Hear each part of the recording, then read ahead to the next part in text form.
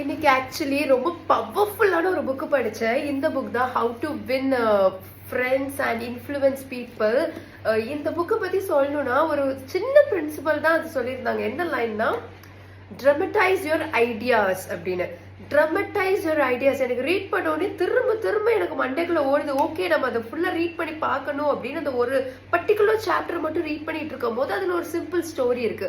என்னன்னா, ஒரு சேல்ஸ்மேன் கிட்ட போயிட்டு ஒருத்தர் கேக்குறாரு, உங்க மிஷின் வந்து ரொம்ப லாஸ்ல தான் போகுது, நல்லாவே போகல அப்படின்னு சொல்றாரு. உடனே அந்த சேல்ஸ்மேன் என்ன பண்றாரு அப்படின்னா, அவர்கிட்ட இருக்கிற மொத்த காசையும் தூக்கி தரையில எறிஞ்சிடுறாரு. அப்பதான் எல்லாரும் பாக்குறாங்க, என்ன இவ்வளவு காசு வருதா இந்த மிஷின் இதுல அப்படின்னு. So what they are coming to tell you is, if you want to tell something to other people, don't say just in words, just dramatize your idea, just show.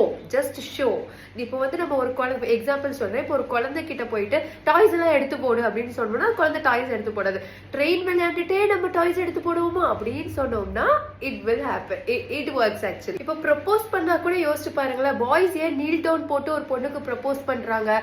ஏன்னா ஒரு எமோஷன், அது அவனோட feelings plus அவன் dramatised பண்றான். அதாவது அந்த விஷயத்த அவன் எடுத்து பண்றான், அவன் கீழே உட்காருறான். சோ அதை வந்து ட்ரமடைஸ் பண்றான். இது ரெண்டும் சேரும் போது என்ன ஆகுது, மறக்க முடியாத ஒரு சம்பவம் ஆகுது. அது இப்படி எக்ஸாம்பிள் பண்ணி தான் எனக்கு ஒரு மாரல் இதுக்கு தோண ஆரம்பிச்சிருச்சு.